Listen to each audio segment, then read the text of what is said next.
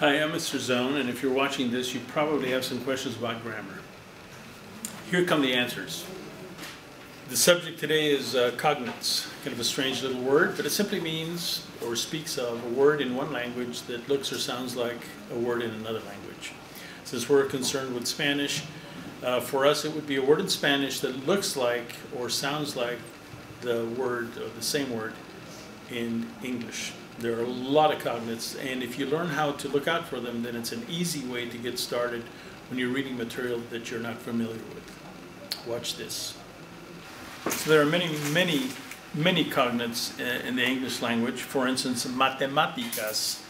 Matemáticas, you see it spelled there, and of course it should remind you of the word mathematics or math.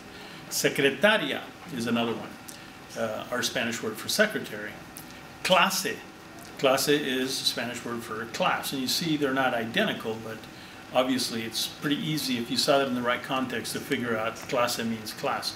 Policía is another one, and that's the word for police or police.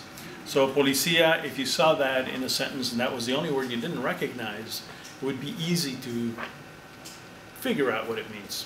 Estudiante is the word for student.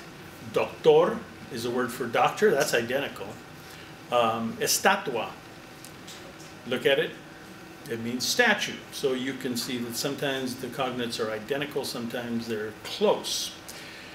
However, I've got to warn you, every once in a while you're going to run across something we call a false cognate. Watch this.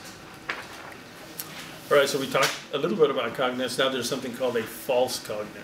False cognate looks like a cognate, that is, it's a word in the target language, in our case Spanish, that looks like the English word.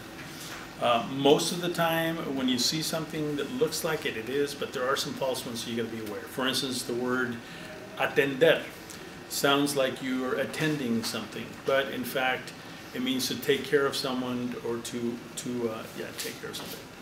Another word that might fool you is the word carpeta. Carpeta sounds like our word carpet, but in fact it is a binder, a ring binder type of affair. In addition to those two, there are the word boda, for instance, B-O-D-A, kind of looks like body. Don't mistake it for that, it means wedding. The word campo, C-A-M-P-O, looks like camp or camping, when in fact it means countryside. Countryside, camping, not the same thing, so you got to be careful.